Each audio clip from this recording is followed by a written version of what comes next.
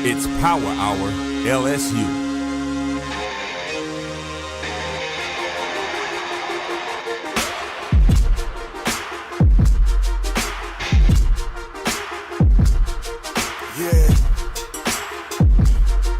Man, I'm headed to the field. Terror of the tiger, I'ma always keep it real. Everything gon' get devoured, it's the power. LSU with Carter, it's the power. LSU with Carter, man, I'm headed to the field. Terror of the tiger, I'ma always keep it real. Everything gon' get devoured, it's the power. LSU with Carter, it's the power. LSU with Carter, man, I'm headed to the field. Terror of the tiger, I'ma always keep it real. Everything gon' get devoured, it's the power. LSU with Carter, it's the power. LSU with Carter, man, I'm headed to the field. Terror of the tiger, I'ma always keep it real. Everything gon' get devoured, it's the power. LSU with Carter, it's the power. LSU with Carter. Let's freaking go. Are you kidding me? Huh? Oh my goodness. I want to talk about LSU's MVP for the first couple of weeks, okay? It's Xavier Thomas, okay? Now, in actuality, it's probably Mansour Delane or Garrett Nussmeier. Obviously, most quarterbacks are oftentimes the most valuable player on their team. But I want to start today's show with how Xavier Thomas has opened my eyes to a lot of different things in life. I really do mean this. It sounds like hyperbole, but it's true. You know, when we all go through life, we have to have different jobs, right? We all have a job now. And the truth is, and we probably all think this at a lot of different places of employment, that if we were to leave, we would be fine and the company would be fine. And from an employer's view, your value to the company is oftentimes how many different things you can do to help that company make money or stay afloat. Or is there just one thing you are super duper good at that helps a company make money? That obviously increases your value. And Xavier Thomas is actually the latter and not the former, but also he's a former and not the latter.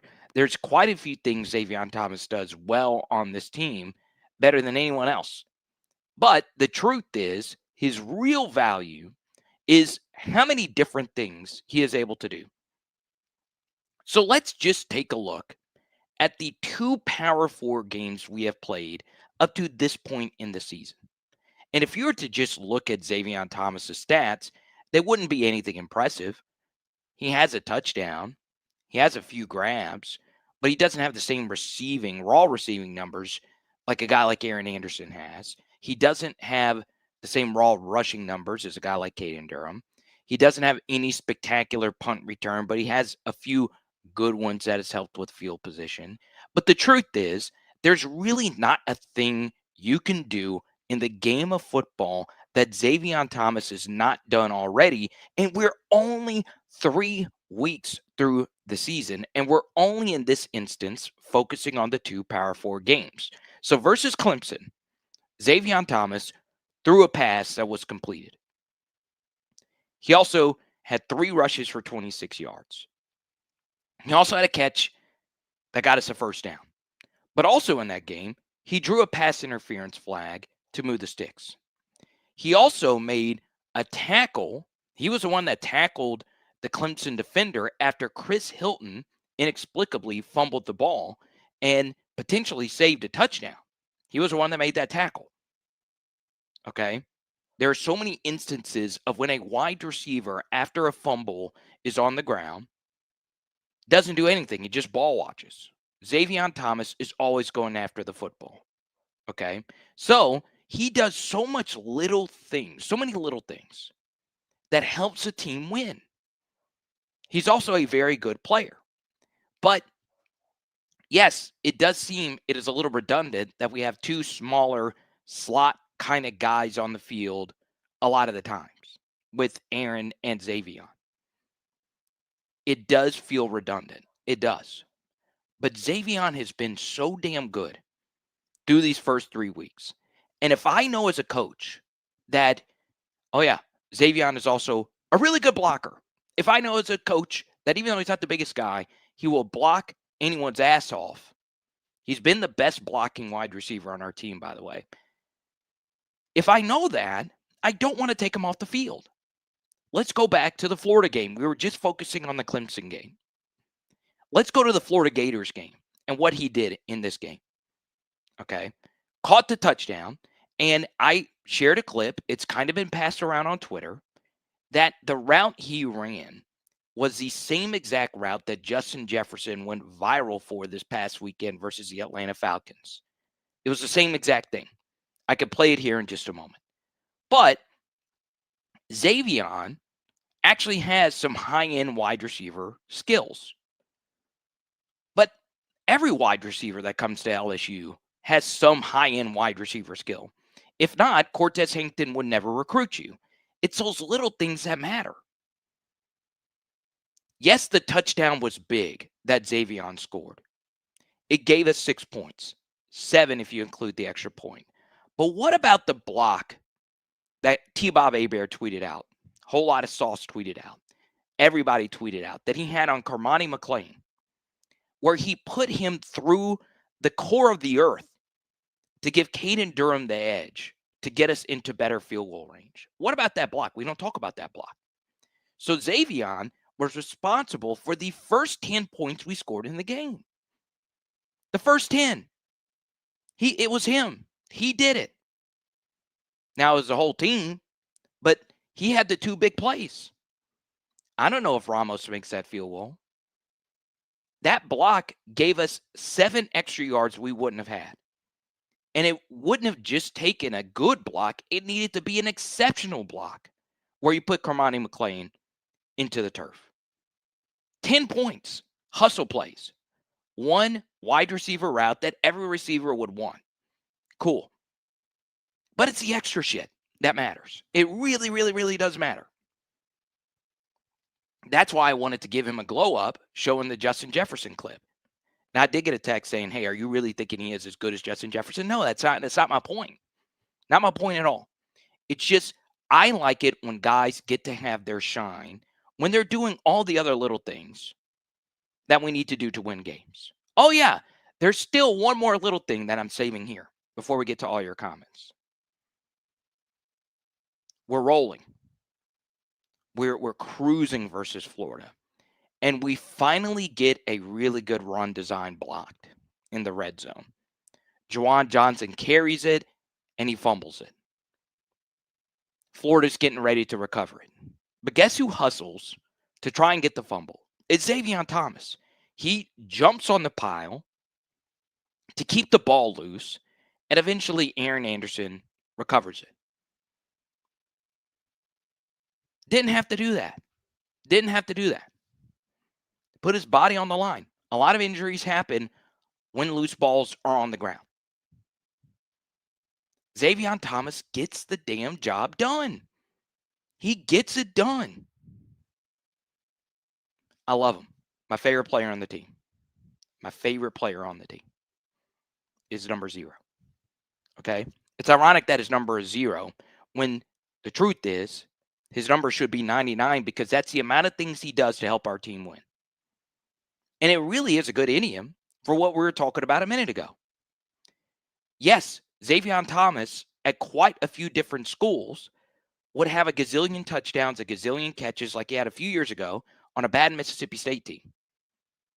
But no, he, a lot like a guy by the name of Jeray Jenkins, was a 3-star who was overlooked and really bought in to what it means to be an LSU Tiger. And like Jeray Jenkins, going into last year, no one really had a lot of Xavier Thomas hype. We loved him. Had a somewhat disappointing year. And then going into this past season, the story was about Nick and Barryon and Aaron. And Chris was at SEC Media Days.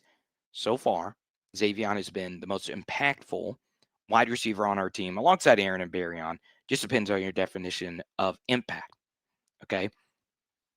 But he just does so many little things to help your team win.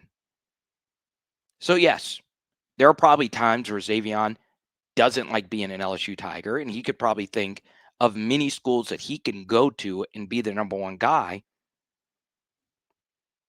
but he settled into his role. And now he's flourishing. Now he's exceeding what we expected from him this year. And that's what companies are looking for from their employers. What all can you do? How much value can you bring to our company? Because the truth is, we could still be winning games without Xavier, but him being here helps us win more games. Okay. I'm not saying he's a Malik Neighbors or anything like that, but it's a good lesson. It's a good lesson. Okay. Do what is asked of you and more. Okay. Even if at times you don't like it, you should do it. Okay. And Xavier is really bought in. He's really bought in. And here's something else that's very interesting. And we'll discuss this more into detail on tomorrow's show because I have a guest coming on tomorrow that could really speak to what we're talking about here. There are so many guys on this team that have fully bought in to this season. Okay. And I understand what's really pushing my algorithm right now is me talking negatively about the offense. I don't just want this to be a negative chat. I want to be positive because this team is 3-0. And I want you to understand how many people are sacrificing a lot for this team to be 3-0, from staffers to actual players on the field. Okay. And some of this involves the Diego Pavia stuff that went on today. But there's so many guys on this team that could do something really selfish, and they're not going to do it because they really do believe we can go and win this whole thing. So, we'll talk more about it tomorrow. But the fact that we have a lot of fourth year guys that don't have red shirts really putting their ass on the line for this team, I just want it to be known that I appreciate it. And I hope a lot of our fans do appreciate it. Obviously, part of the analysis business is being honest about what's going right and what's going wrong with this team. But the truth is, I'm very happy we're 3-0, and I'm going to try and be as positive as I can with some of my analysis. So, before we get into the first topic here today, I want to welcome in LSU Monster. Alexander says, I'm not sure Xavier will be an NFL receiver, but he's a good college one. Hey, if you're good on special teams, you're going to find a way on a team, and Xavier is a really good special teamer. Okay, don't go all Cobble on us, huh? The funny thing about the whole Cobble saga is he is one of the most positive people you could be around. Like I said, I don't know Cobble too well. I've been in plenty of press situations with them, and we know each other. But that was the weirdest thing. It's like normally his questions aren't like the super hard hitting Grantland Rice journalism, Pablo Torre types of journalism questions, which makes the BK response that much bizarre. But I mean, that's water under the bridge now. I like Michael Cobble a lot. I do. Okay. But Xavier, one last thing on Xavier before we go. I do want it to be clear that I am very biased towards him because I screamed for LSU to offer him out of high school. I really thought he was that good. I really, really, really did. And I've shared it. My diehard PHLers know this, but I've shared this a gazillion times that I thought his high school tape was so damn good, like truly spectacular. And I'm so glad that his journey is back with LSU and that he's sacrificing a lot to be on this team as a role player, but now he's starting to become even more than just that. But the talent has always been there. So it's also one of those things where if you actually sat down and watched his high school tape, and I remember this, I remember this clear as day, who really put me onto him in high school was one of his high school coaches. I was sitting in a Twitter space and his high school, it was like a high school assistant where he went into a Twitter space and said, hey, I understand, like I'm super biased towards this, but Xavier Thomas is a stud. He is a stud. And he was clear. It's like, he's one of my guys, but he is a stud. Just remember the name. And I was like, okay. I just think he's just spewing something. But I was like, okay, let me go look at him. I was like, wow. I was like, wow, wow, wow. So there you go. I'm a big Xavier Thomas stan, as many of you know. So, I had such a high grade on him out of high school. The only guys in Louisiana I thought were better players than him were Will Campbell and Emory Jones. Adam is the number 3 ranked guy in Louisiana. And obviously Aaron was in that same class. He's a better player than Xavier, but still, that's how high I was on him. So really excited. Okay. Really freaking excited that Xavion's having a big season. Now, I want to talk a little bit more about the offense. This is one of the worst LSU offenses I have ever seen. It is really, really, really bad. Okay. And I'm not just saying that for clicks. That's why I did a whole positive 16-minute open on one player. Okay. And Garrett is starting to take a lot of the brunt of this. And the interception was indeed very bad. It was so bad. And obviously, the play calling has been beaten into the ground about what we're actually doing wrong.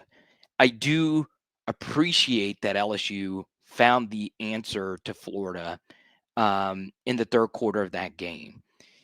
And honestly, we owe Deshaun Spears quite a bit because his pick 6 gave us an elongated time to get the right play calls in. And, wink, wink, nod, nod. It did help us collaborate and get us a few calls that really got us going. So, that was a very underrated play, not necessarily because of the touchdown, but it was one less possession our putrid offense didn't have to have. And yes, the Garrett pick was bad. Before I get into the offense, this was actually the second topic. I skipped one here. Let me go ahead. Come back to this. Okay. I want to give Brian Kelly some credit as well, because I have been very critical of BK this year. Okay. We're burning way too many timeouts as non-time saving mechanisms. That needs to get cleaned up. It's really bad coaching. And so that's not all on BK. It really isn't. But we got to quit doing that. Burning timeouts on special teams, all that. It's getting old. It really is. It should not be happening at this stage of everybody's season. And I understand we're only in the week 3, but this is a continuation of a bunch of penalties we had when we had the football. Okay, so that all needs to stop. I do give Brian Kelly a lot of credit because, he and I view analytics very similar. Like we have very similar views on 4th down aggressiveness. I want to be more aggressive on 4th down compared to not being aggressive. He made some really, really, really conservative 4th down calls. Okay. And they worked. There was a lot of 4th and 1s you should never punt on. He did, and it was the right decision. Okay. It was bold. Do I think he makes those decisions if the Clemson mistake does not happen? Probably not. So it shows you that he is learning on the fly and he is going with his gut, which a lot of coaches do too often. You should be more aggressive on 4th down. But right now, what those 4th down bots don't include, and I say 4th down bots, but a bot is just simply what the algorithm says what you should do, okay? Or the math or the calculator or whatever. What is not included in those bots is us having an absolutely putrid offensive line, which is so critical on 4th and short situations to have, okay? And by the way, Caden Durham is a good short yardage back, but it would be nice if we had an RB2 that had some size, okay? And then we also, on 4th downs, a lot of 4th down conversions are quarterback keepers. Obviously, we don't have that. QB run game is big in short yardage situations, okay? So, I would not mind if for the rest of the season we continue to be very conservative on 4th down. Now, obviously, it depends on certain situations, But I do think Brian Kelly's going to have that mantra moving forward that we should kick more often. We do have a good punter. We do have a very good kicker. So, I stand behind Brian Kelly on that. I do think he needs to be a little bit more flexible on it. The 4th-and-1 punt when Barry Sharp was short on a 4th down, which I think he actually should have gotten there. We probably needed a better block from Nick. And, you would like to see Barry Sharp get that yard right there, or the 2 yards. He got 1 yard. I give BK a lot of credit because I probably would have just gone for it there. But he decided to punt, and it was the right decision. Okay. But now we get to the offense. Okay. It's so bad. This is the worst LSU offensive line ever. It is the worst. It's so bad. I wish I could be positive about it. The only positives I could say is, number one, they are playing very hard. They are trying. I could also say that Braylon Moore is indeed a very good center. Tyree Adams has done fine through 3 weeks. Fine. He is an SEC starting left tackle in the league. Now, is he a high-end left tackle? No, but he's doing fine. Okay. Thompson, I do want to issue an apology. I kept calling Thompson Shanahan in our first offensive film study. My apologies to the Thompson film study. I included it in part 2, this apology. Your son's name is Josh Thompson. The family's name is Josh Thompson. It's a Thompson name. So my apologies. It's on me. But he does wear number 56. He is from a northern educational institution like Liam Shanahan. So it's my apology. It's all on me. I'm going to try not to do it again. But Josh Thompson has had some brutal matchups. Caleb Banks and Peter Woods. It's really tough. We've also put him in bad spots versus those guys. It also does not help him that Weston Davis is on track to being the worst LSU starting offensive lineman ever, per the PFF grades. Okay. Now, here's what's crazy about it is last year we had 2 different starting offensive linemen have the worst seasons in the PFF era, modern era, in DJ Chester and Paul Mabinga. Weston Davis's PFF grades are way worse than those 2 last year. And once again, it's a small sample size, only 3 weeks into the season. And you can make a case we've already played the 2 best defensive lines we will play all season. But that does not mean the rest of the defensive lines aren't good. Okay? We got Dylan Stewart coming up. All right? It's going to stay difficult. But Weston Davis has been bad. He has been very bad. He's been the worst. Okay? And then at left guard, we're trying different things. We tried Paul Mabinga. We're trying Cohen Eccles. Cohen Eccles had a tough game. Tough game in the snaps he actually played. The one guy who's having a very good season, he won't be first team All SEC, but you can make a case he should be. Connor Lew of Auburn is probably the best center in America. But Braylon Moore is keeping this together, where it was the opposite last year. We had 4 overall good starting offensive linemen. Will was exceptional, as many of you know, but our center was terrible. Now it's the opposite, okay? So it's important for me to be a little bit more blunt about this because it really is a DEFCON 1 situation. It's bad. It's really, really, really bad. The film is bad. The PFF grades are bad. The yard per play numbers are terrible. A lot of the big explosive plays we're getting are garbage time, late kind of plays. That's unacceptable. That is unacceptable. Okay.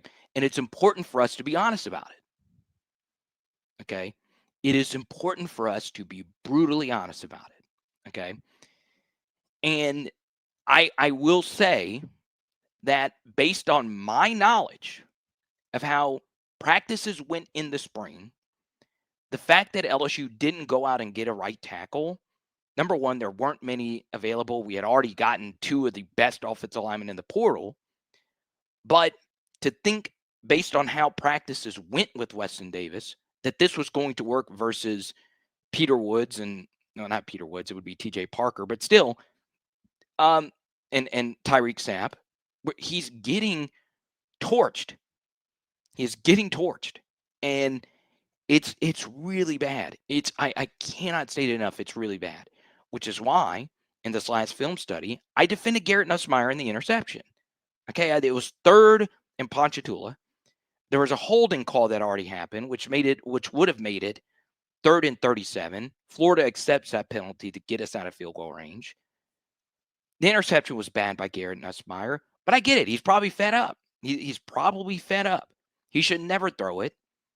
But, you know, he's trying to make something happen, which he shouldn't have. You should never make that throw. But this is the second consecutive year where we have multiple unacceptable levels of starters on our offensive line. It's unacceptable. It should never happen. It should never, never, never, never, never happen. You know, what made a lot of these LSU offensive lines of old so good is that we didn't have a star, but we didn't have weak links. We did not have weak links. We had good links everywhere. Now, were there some bad offensive linemen that started on really good LSU teams? Sure. But I can't think of a situation where over a 2-year period, we have had as many putrid starters on the offensive line. Okay? Now, I understand this is going to get a lot of people angry that care a lot about LSU football, which is why, I started this thing off positively. But I cannot, in good conscience, knowing that the Southeastern Conference is oftentimes a line of scrimmage league, willingly go any further with thinking that LSU is a true national championship contender unless our offensive line play gets better. It's just going to be too much to overcome over a college football playoff period. But if the line play does get better, my tune on this will change. Okay? It will change. Now, let's go to Leighton. Not to prematurely ask and change topics, but shouldn't Nuss sit this weekend? Curious why BK indicated that he wouldn't rest until after Ole Miss. Okay. This is a very good topic, and there are a lot of respected LSU media members who have written about this. I saw Hunt Palmer have a column about it. Hunt, if you're watching this, you're more than welcome to hop on. He had a column on it. I didn't read it. I saw Preston Guy share it. So, yeah, I've heard this, and there's plenty of people that say, well, let's rest Garrett up versus Southeastern and see what happens, okay? And the main crux of the argument is his torso is hurt. Let's rest him, get him fully healthy for the Ole Miss game the following week. Now, I would tend to think that line of logic is sound.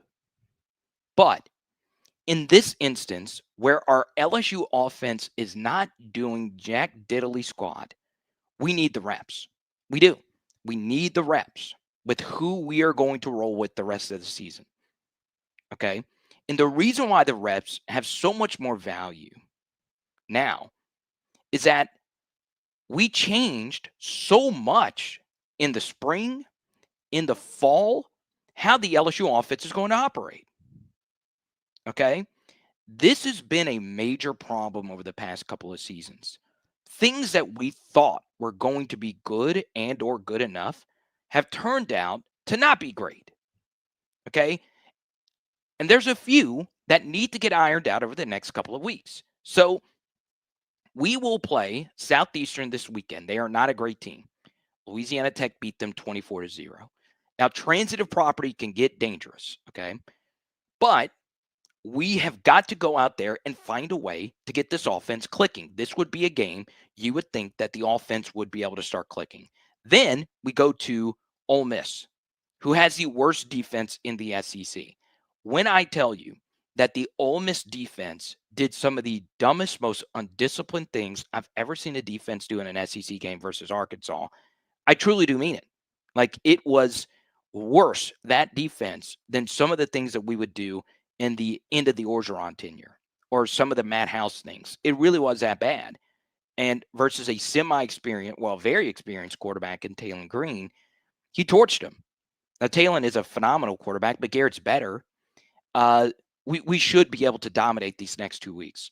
We need the reps. I really do need it. We need the game reps. And I also think this would be good for Garrett because I do think he took the Louisiana Tech game a little less seriously. Okay. So obviously, the first thing would be how injured is Garrett Nussmeier's torso? How banged up is he actually? Now, if it's a lot worse than what anyone thinks it actually is, then yes, he should rest. He should. But at the same time, quarterback is a rep and rhythm position. So if you rest him versus Southeastern, he would be getting a break before Ole Miss, and then he would be getting another break before we play Vanderbilt. I just don't think that's the right thing to do. Now, if you want to pull him after the second quarter, if we, open up a lead, sure. But I would also understand the logic. It's not the worst idea. It's just one I don't agree with.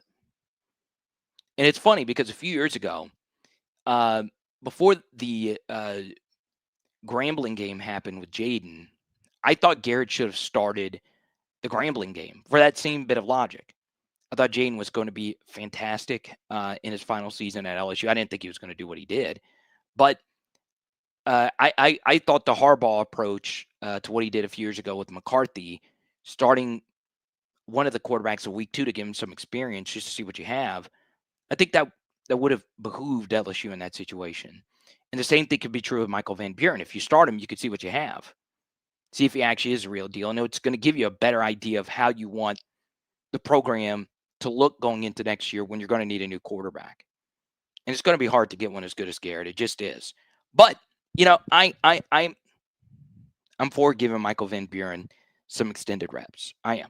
Okay? Now, let's go to Samuel. Everybody, welcome Samuel to the channel. I think you've been in here before, Samuel. Good to see you. You got a nice suit on, too. Not to say Garrett shouldn't be the starter because he definitely should be, but I think this offense could benefit heavily from a mobile quarterback. I would be interested to see it. Okay.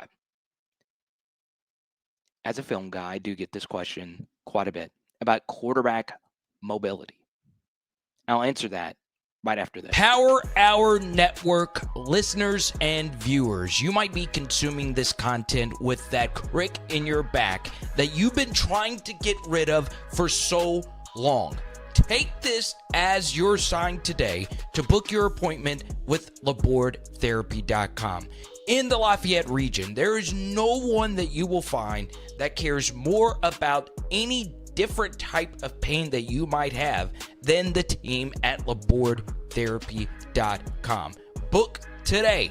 Once again, that's LABORDE therapy.com, or you can visit one of their 5 locations all throughout the Lafayette region. Alrighty, so first thing, I saw something Steve Spurrier said, and look, I'm not always been the biggest Spurrier guy, but he said something that was fascinating about Brian Kelly just tearing Garrett Nussmeier's ass up, on the sideline after the interception. I love seeing that. Okay, it depends on how experienced your quarterback actually is. And Spurrier was like, why aren't we doing that? Why wasn't Lagway getting that same treatment? I like a coach that's willing to rip apart his veterans or his starters or whatever. So, we get into the mobile QB debate. Okay. Does Garrett Nussmeier hurt our run game because we don't have a mobile QB option? Yes. Every bit of analytical studying shows you that running backs produce at a higher rate if the quarterback in the backfield can run. We've seen it in the NFL. There are plenty of running backs who have had career seasons next to Lamar Jackson, Jalen Hurts, and Jaden Daniels. Okay. Unless you're in a Shanahan scheme, it doesn't matter who's at quarterback. Okay. So, yes, a mobile quarterback would help. But let's take a look at the LSU quarterback room and evaluate the mobility of it. Colin Hurley's probably a little faster than Garrett, but that's not really his game. Running isn't really his game. it is something. He does have juice. What about Michael Van Buren? How good of a runner is he? QB draw game was big for Van Buren, and QB draws would desperately help out our offense, but I don't think he is as explosive of a runner as one would like to think. He does have some mobility to his game. And then, of course, you have Juwan Johnson, who just can't throw. Right? It's just not it. But he did move to quarterback, so he knows the offense. He knows how to run the offense at the quarterback position. It's just not something that's going to work because nobody's going to respect his throwing at all. And right now, Juwan Johnson is playing too valuable of a role for our team as the RB2 screen guy and so on and so on. But there's a different discussion with Juwan about how many touches we should actually give him because so far he's not really done a whole lot with the touches that we've given him. It's not entirely his fault, but it is what it is at this point. So Garrett should remain the quarterback. Now, yes, a mobile option, you can make a case, gives every offense a higher floor if your offense is indeed bad.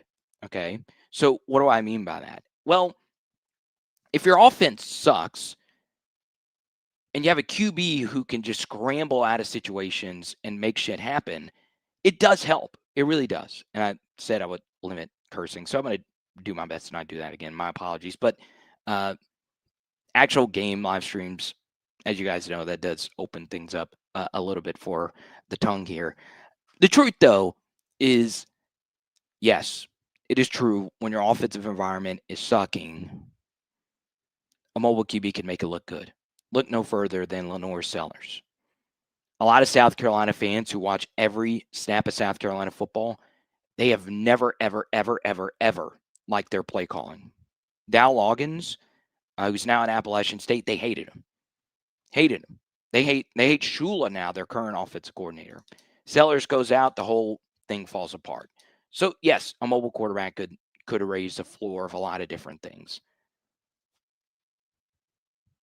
But I just don't know if there's someone like I don't think Van Buren's speed is going to unlock our offense that much more than what you might be thinking theoretically could happen. I didn't say that smoothly at all. The first game is probably going to work because there's no film and how the offense would look with him. But over time, I do think Garrett still gives our offense a higher ceiling, even with some of the mistakes that might come along with him as your quarterback. So there you go. Now, I got a question here from LA Mom about Pop Houston. I'm obviously very excited about it. I'm very high on him. We're still so far away.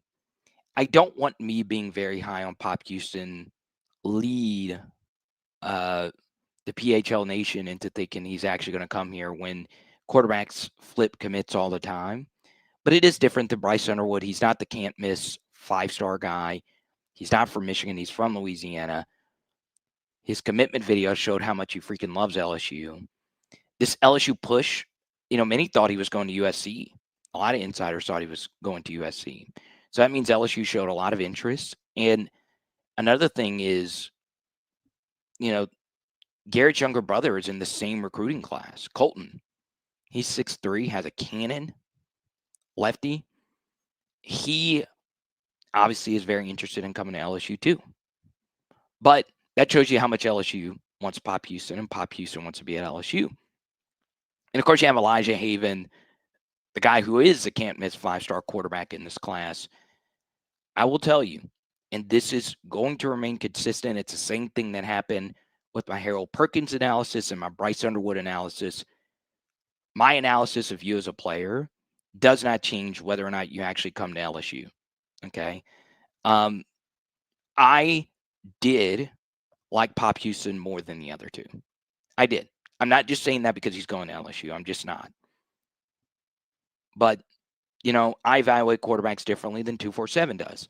I highly recommend you listen to our interview this past Thursday with Cooper Patagna. He is a longtime friend of mine. He's one of the top evaluators in the country in the media space because he actually did it for Nick Saban in Alabama and a bunch of other places, and he takes evaluation very seriously. You can listen to our back and forth about the quarterbacks. This was before Pop Houston ever committed. So if you want timestamps on that, you can go there. Him picking LSU changes nothing for me, though, about how I feel about him as a player. He's good. He's good. Okay.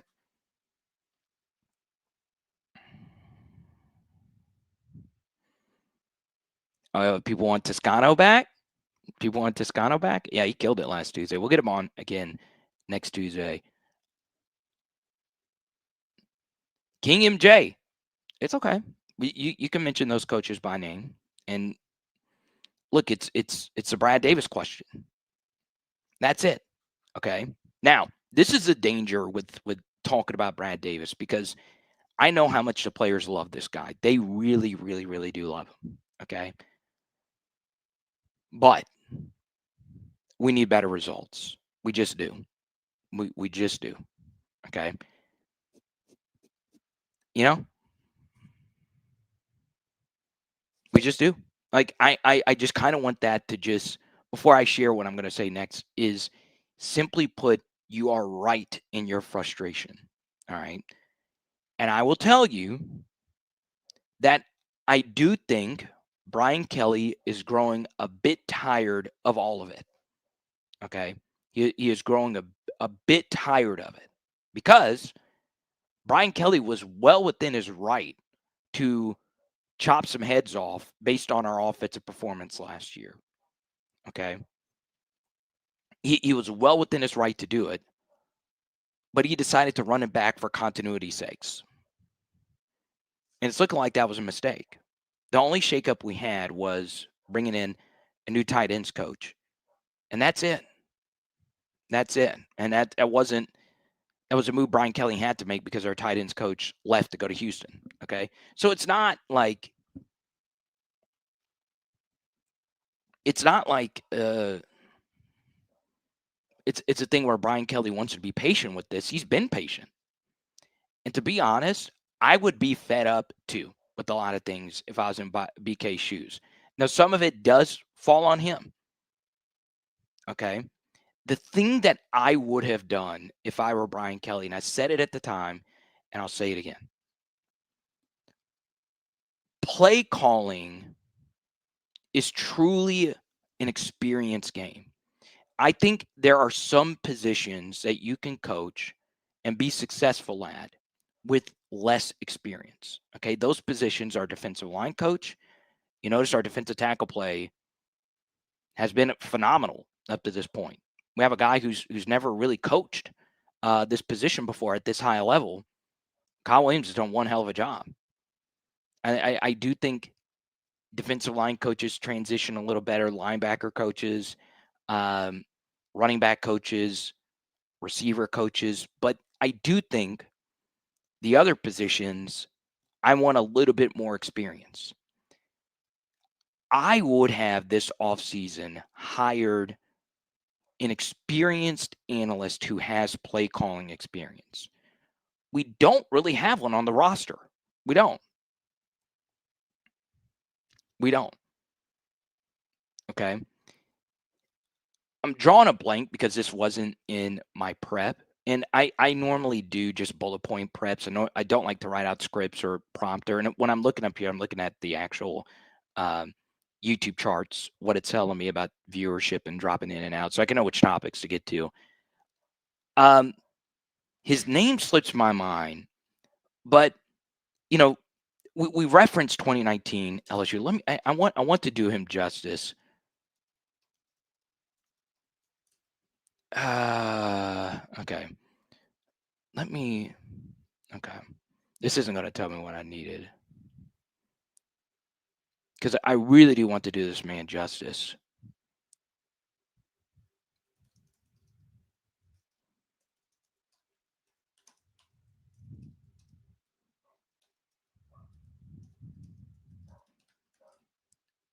Okay. I got it. It's Jorge Munoz. He coached at UL, and they brought him in with 2019 LSU. Okay. And he is a really talented coach. Very, very, very talented coach. All right. So he came over in 2018 as an LSU offensive analyst. All right. And I'm going to show you this would have been the kind of guy that I would have brought in this offseason if I were Brian Kelly. All right. I'm not saying he should have brought in this coach specifically. He's at I didn't know this. I'm serious. He's at UL right now, and they're obviously it is what it is. What's happening there, but you could see when he came over, he had some offensive coordinator experience. He had some play calling experience as an OC QB coach, passing game coordinator QB coach, OC at Eastern Illinois. All right. Now, how this probably isn't the best example. He could have never called plays before, and this could just be a terrible example. I was trying to think of some analysts in the past that had play calling experience that we could add. Another guy that helped us out during the more so the early Orgeron part of the tenure was Steve Cragthorpe. Okay, so he came over, he got Parkinson's, but that experience helped. He had actual coaching play calling experience. You go look at a lot of the offensive analysts that we have. Yeah, we have some respected offensive minds. Tim Murtaugh is there, but I would have brought in someone else to help with our game plans. Okay, I was really high on Lance Guidry coming in from Miami. He had one terrible year. It is a very unforgivable year how bad the Miami defense was because they did have freaking Cam Ward, who is still underrated in my mind of how good he was last year. But before that, Lance Guidry was a really good defensive coordinator. Pretty much every other year, he called plays. It's helped having him there. It is mostly Blake Baker's scheme, of course, but and more so even Baker's scheme. It's also just Mansour Delane being like the number one NFL corner going into the draft this next cycle. But I like having play calling experience. Guys that have actually been between the headsets, who has been in the crossfire. Okay. We just don't have a lot of that. We just don't. And I might be wrong on that. I've looked up all the bios of all the offensive analysts and all that stuff. Maybe that would help. I don't know. I'm kind of grasping at straws here, trying and figure this out at this point.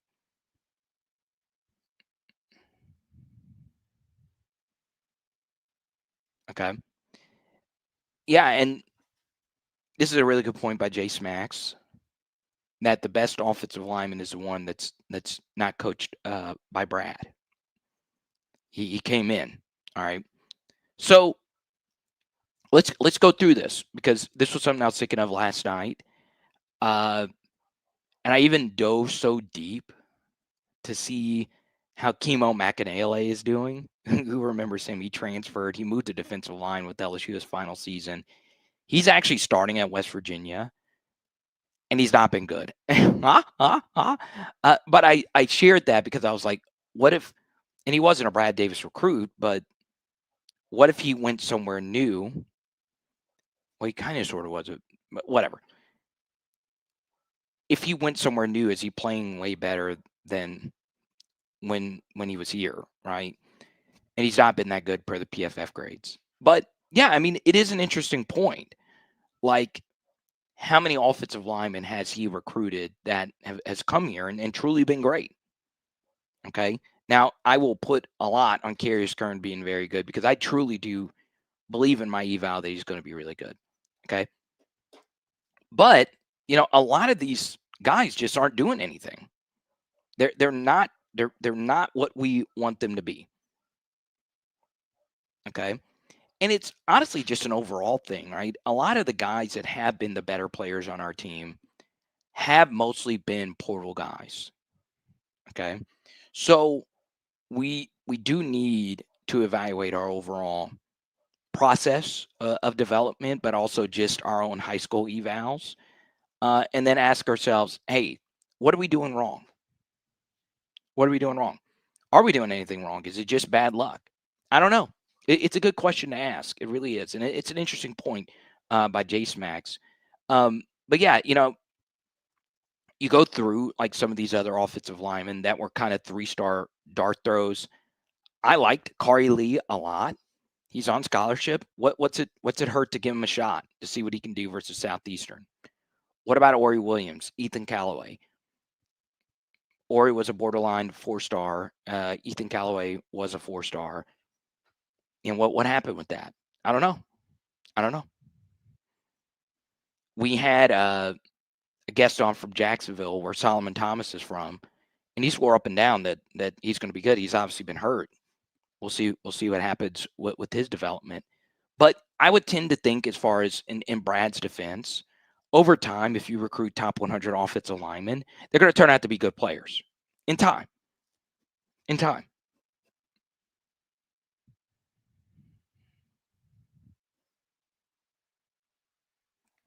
go to Alexander. Lance Hurd got better.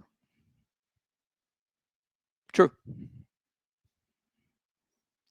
What I would push back though on Alexander is Lance sucked last year.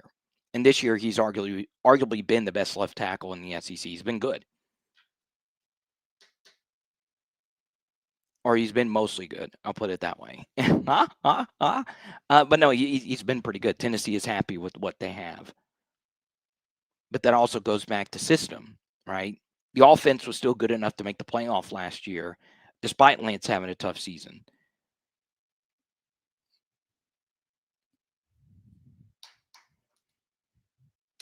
Okay.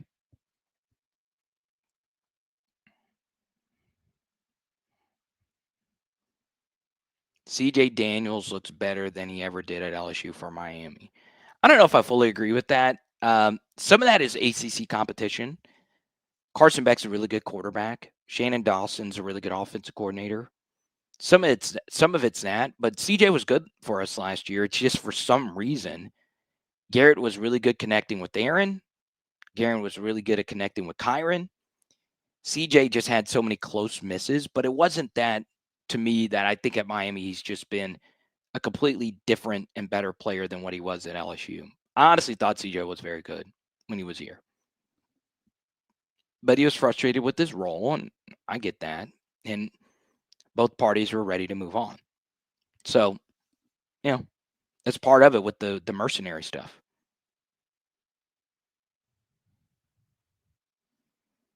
And the last non-Louisiana wide receiver that balled for us was CJ. CJ was the first wide receiver since Terrence Tolliver from out of state to catch 40 passes in a season. Okay. Now, notice that said wide receiver. That does not include tight end, obviously, with that and Mason, but you get the point. Now, here's what we're going to do. In the next 10 to 15 minutes, I'm going to answer as many questions as we possibly can. If you super chat, we'll keep this party moving. And on top of that, I'll be on with the great Blake Ruffino at 7:30 on his channel later this evening. Okay? Now, if you're watching this, I'm telling you right now, nobody loves sports betting better than me. I'm still looking for a title sports partner, whether it be fantasy or anything like that. And we have a mini partnership with Fast Draft Fantasy. Sign up now, use promo code Carter. But if you are Sleeper, DraftKings, FanDuel, any of it, I use all of them. Hit me up. DMs are open. I'm all about that life. I love sports betting. And it's funny I bring that up because I do get a lot of sports betting questions. Who should I play? Who should I not play? I'm just going to tell you right now, a lot of this is guessing, educated guesses. I rarely make wagers.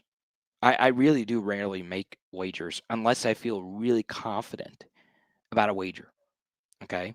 Now, I did bet LSU this past weekend to cover versus Florida.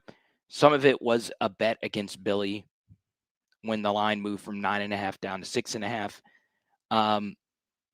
And it's funny because last week I was like, yeah, I think Florida's going to keep it close. And I kept saying Florida, Florida, Florida. And then when it was time to actually place a wager, I was like, I'm going to go opposite. Charles Alexander in the building. Wasn't my favorite play ever. I didn't feel great clicking it. But I did. Now, I think, as far as sports betting is concerned, and what you should play as far as college football is concerned, it's difficult. You don't know a lot of things, right? It's become harder to place these wagers. I was really in on Tennessee 3.5. I liked Vanderbilt 4.5. I do more sports betting prediction stuff. I do a weekly hit in Mississippi, ironically. And they ask for picks, and for the most part, have been pretty good. I really liked Vanderbilt last week. So there you go. I think for me, though, as far as if I've learned anything as far as college football is concerned, whether it be sports betting or not sports betting, is to be very weary of the first year starter at quarterback. Be very weary of it. Okay. Lagway has stunk. And as bad as Lagway has been, Arch Manning has been worse. Now, Arch hasn't thrown games away the same way Lagway threw a game away versus LSU, but he's been bad. He has been so bad.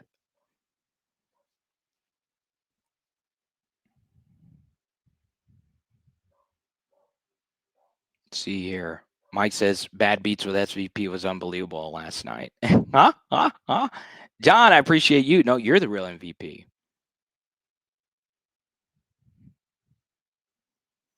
So this is a good question from Chance. Why didn't LSU pursue Hardy in the portal, the running back for ULM, who's a stud at Missouri right now?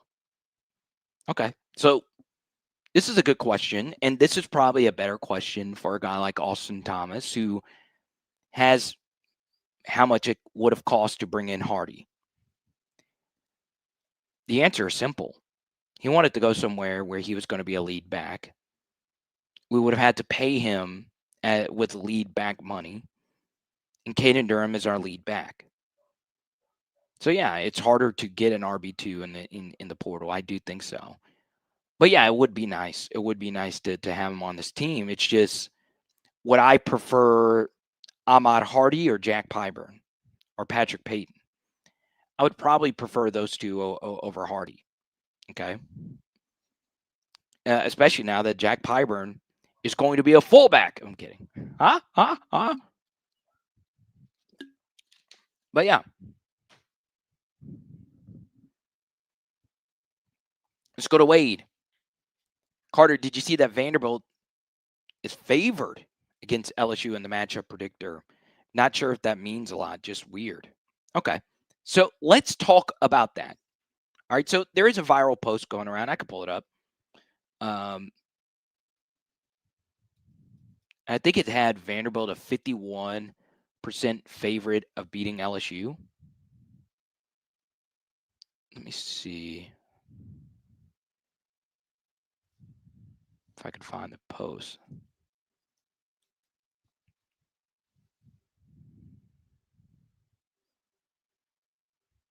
I can't find it, but I know exactly what you're talking about. So it basically says at this point that Vanderbilt has a better chance of beating us than based on their analytics. Well, they are at home. That is an 11 a.m. kickoff. That would be our first 11 a.m. kickoff. We do play them the week after we play South Carolina. We'll see what South Carolina looks like. But what analytics say oftentimes is that your offense is more important than your defense. And it does make sense, right? Most of the best college football playoff teams have the highest rated offenses, and a lot of them can still get in if their defense just isn't as good, right? And basically, they are saying, hey, look, your offense is terrible. And offensive performances are a little bit more predictive. Okay. So, yes, the LSU defense is truly elite. I do think they are by far the best defense in the SEC. I really do think so. But Clemson's offense has sucked since we've played them. Sucked. Florida's offense has also sucked. So I do think our defense will continue to be elite. It's just impossible to deny that. But Vanderbilt's offense has been very good. And if we were to play Vanderbilt tomorrow, they would be by far the best offense that we have played all season. Okay. And they're at home and all that. So it does not shock me that it says that, even though Vanderbilt is barely ranked and we're ranked number 3 in all the country, which is what I said earlier in the show today, is that I do think since we had such a high profile win in week 1, that our current ranking of being the number 3 team in the country is a little overrated. And that's fine. That's fine if I say that, or at least I think so. A lot of you might not like that. Every team in the SEC has scored 24 points at least once. In fact, over half the league has scored 24 points in all 3 of the games that they have played. We have not scored 24 points once. Not once. Even with the pick 6 and 5 interceptions, we have not gotten to 24 points. Okay. YouTube taking an L. Come on, Jace Max. Jace Max, the best shorts editor. We're bringing him back next week. Taking a break from the shorts, man. Shorts. And Jace Max, I'll call you. We're going to post some fire shite next week to get ready for Ole Miss. Shorts wear me out. And Jace Max is the only guy that is the only reason I have a shorts presence right now. I did release a Xavier film study with Ashanti and Justin Jefferson. Check it out. But you know, I see, dude, some of these short form college football creators that are just saying shit just to get clicks. I'm like, oh God.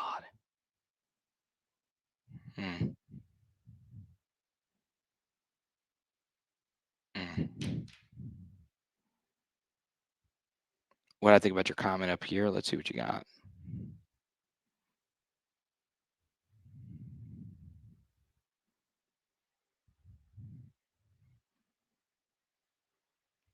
Yeah, Eccles' PFF grade isn't good, but you should be more concerned about Weston Davis.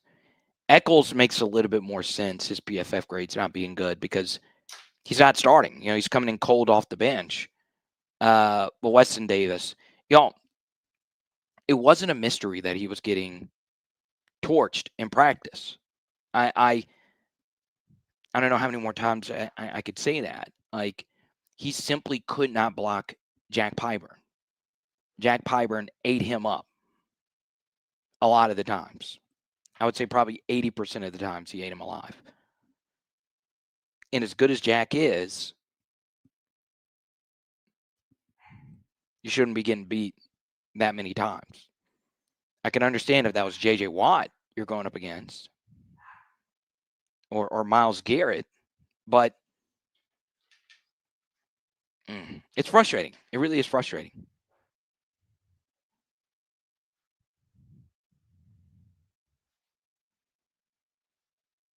Well, Alexander thinks Arkansas beats Notre Dame. Oh, I got to beat Memphis first. That's a tough matchup. Memphis is going to be tough. There's a lot of geographical reasons as to why the Memphis game is going to be tough. Tyler, what's up, man?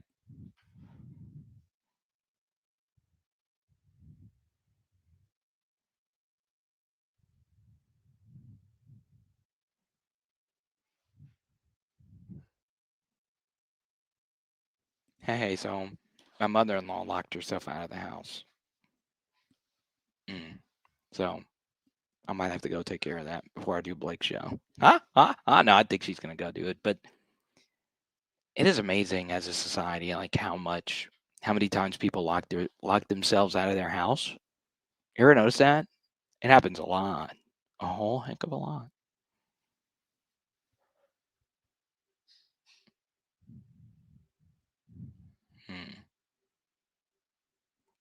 Let's go to Jenkins. I might not know ball, but it does seem like our run plays are slow developing. Seems like we've been taking our time handing it off. Okay, that's a good question. Yes, there is some truth to that. So when you run outside zone, it is a longer developing handoff, right? You take the snap and it's a stretch, right? You're stretching it out. And it's amazing how bad our success rates are on outside zone. Some of it is predictability. Also, outside zone is a play that sounds better in theory, but we just don't have the dudes now to block it. But the problem is, and it's why I spent so much time talking about the offensive line, is that I don't know if we could run the ball if Kyle Shanahan was calling our plays right now, right? I know this comes off as a Joe Sloan defense. It's not. Our run game play calling could help out what we have going on right now. But the truth is, we, I'm not sure if we can block anybody. I'm serious. I'm just not sure if we can. Um, and I don't know if that's getting fixed anytime soon. I really, really, really don't know. Right? Like, there's this thing that college football players get better. And it is true. College football players do develop into better college football players. It's just oftentimes the players that have not produced early in their careers at all, really, oftentimes don't end up producing at any point in their career. Okay, good example of this, and this isn't me knocking on him because he actually has done some production, is Chris Hilton, right? Chris has dominated in practice.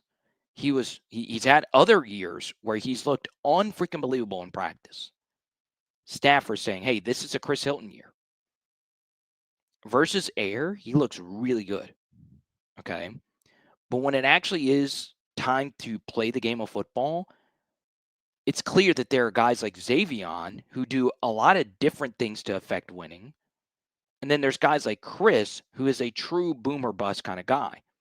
When he's on, we're hitting explosives offensively. And explosives offensively are far more important than any other stat in all of football. Okay. Chris gives us that. But the problem is the times he has really given us that has been in bowl games. And bowl games have time in and time out constantly shown us something about players that probably isn't true about that player.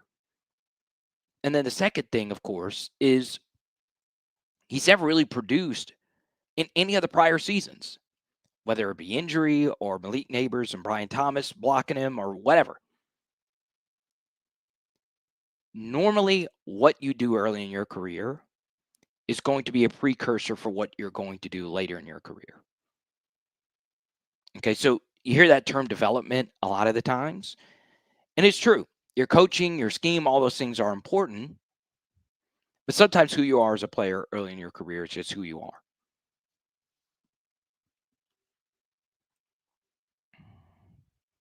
Sibley says, hats off to the Aggies for whipping Notre Dame. I don't know if they whipped them. They won by 1. Sibley, you're not allowed to say that as an LSU and Texas fan. But no, for real, hats off to them. They're real players. They're really good. You can make a case that their offense is going to be the toughest we face. You can also make a case that they are the most talented offense in the SEC. I'm serious. Like they've got dudes. Quarterback, Reed playing well. Craver is a real deal. And Le'Veon Moss from Baton Rouge is good. Very good. Okay. Let's go to Oliver. Oh, Oliver. Damn it. Damn it. Oh, God.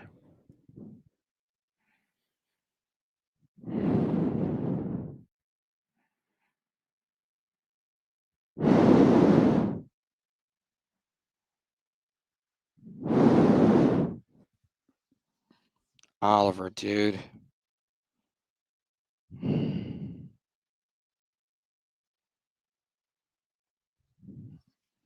We've failed our youth in this country.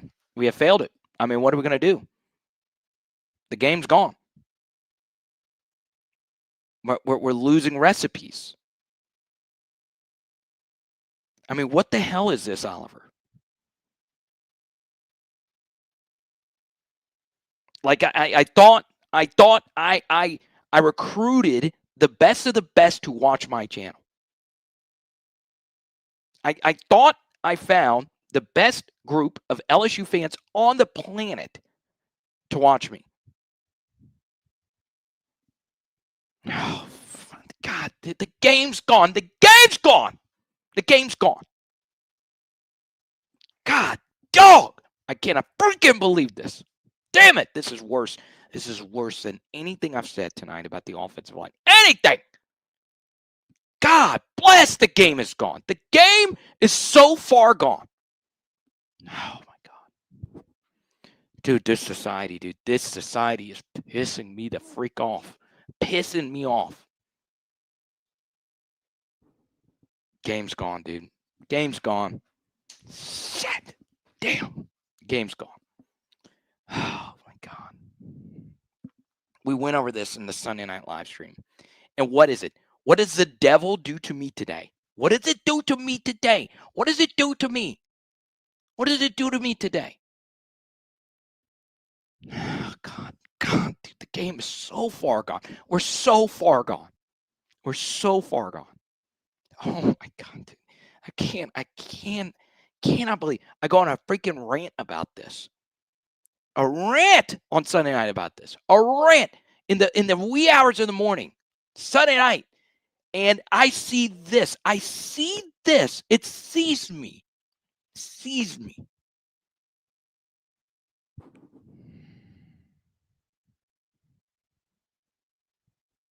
Like, this is not an act. This is not an act. I'm not even trying to go viral. I'm just a little speck in the game of YouTube. But the game is so far gone, Oliver. It's so far gone. We're done. I don't even know if I want to address this. I am so mad at I'm so mad at myself for allowing I got to go on another show soon. And I was going to log off 10 minutes ago, and then Oliver Cock. And that's what it feels like in my face right now, thinking that I thought I was going to get away from seeing the most despicable thing on YouTube. Oh my God, dude. The game is so far gone. The game is so far gone, dude. It is so far gone. Oh man. I'm moving on. Not even gonna address it. Not even gonna address it. I think I'm gonna piss even more people off because I didn't address what actually bothered me about Oliver. I think some of you got it in the chat.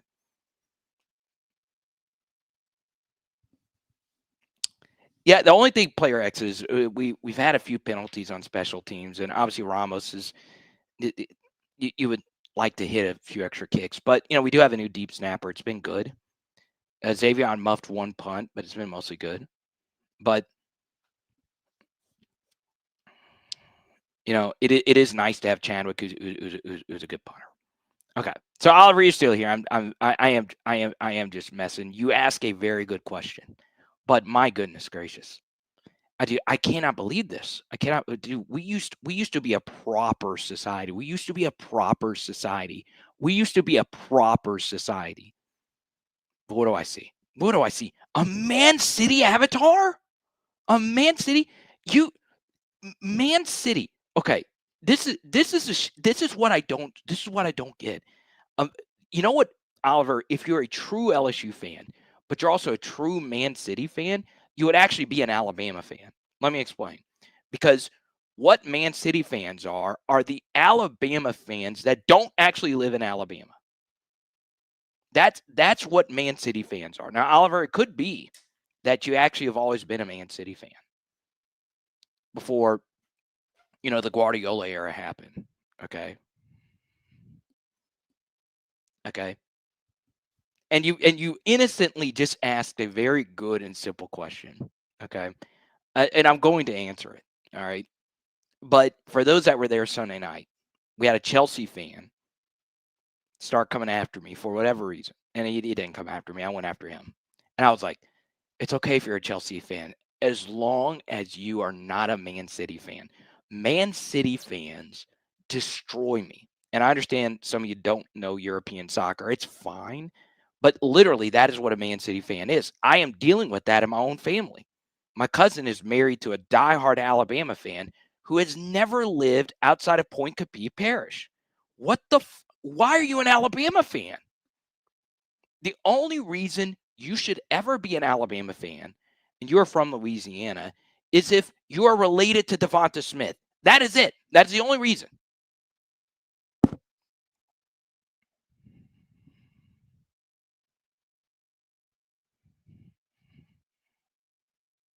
Oh, okay. All right. You just made that up. Now this does sound like a believable story. But just know this: from this point forward, any new Man City fans, you're being blocked. You're being blocked. So, look, a true story. So my cousin, who's a big PHL supporter, Cliff, and when I'm in Baton Rouge, I do my shows from Cliff's house. He is a Man City fan. Okay. And in my soccer group chat, I don't have any City fans in there because, well, that's how God intended.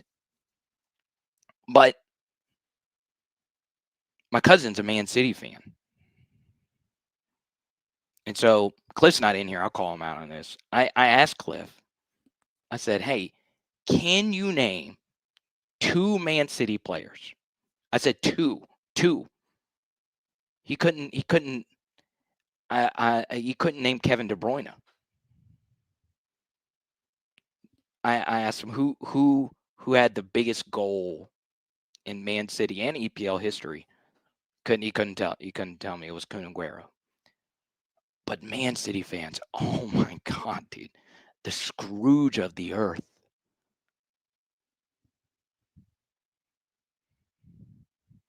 But Oliver, if you truly were a City fan before the Guardiola era, then, well, actually, if you were 8, I don't know, you might be 11. I don't know. I honestly have no idea.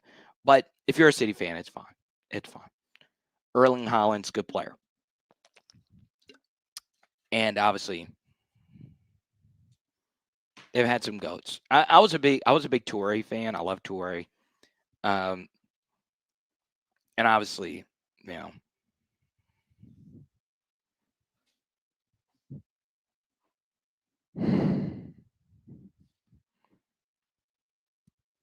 City denying us the EPL title, the final Klopp year is just, it just hurts me. It really does hurt. It gives me a pain I can't locate. But then we have slot ball and all that. But there we go. So Oliver, let me know we're all good, because I will. I don't know if I want to ever do a live stream again, because I feel like I just singled you out. But a lot of you understood the justified crash out, because I never do EPL rants. Occasionally I do for Pegasus, who's a Real Madrid fan, which could be worse, honestly. But City's worse than the Florida Gators. It really is like that for me.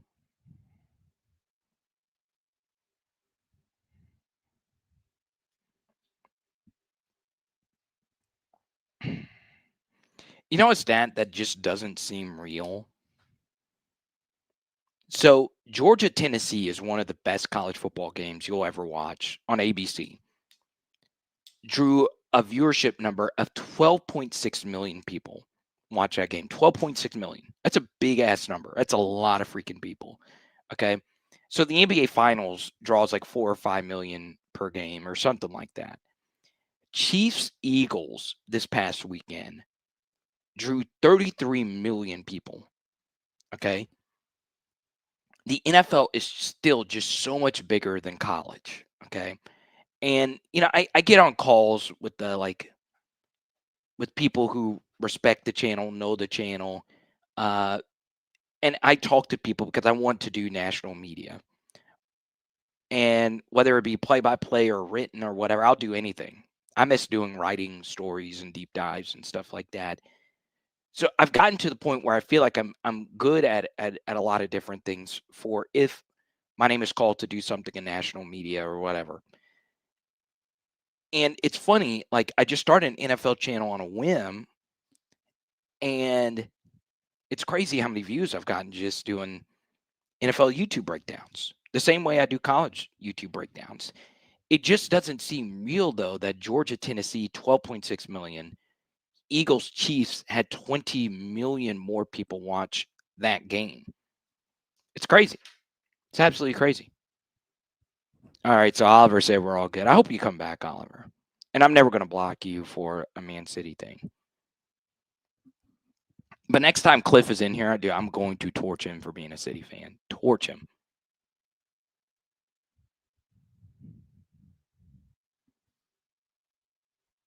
All right.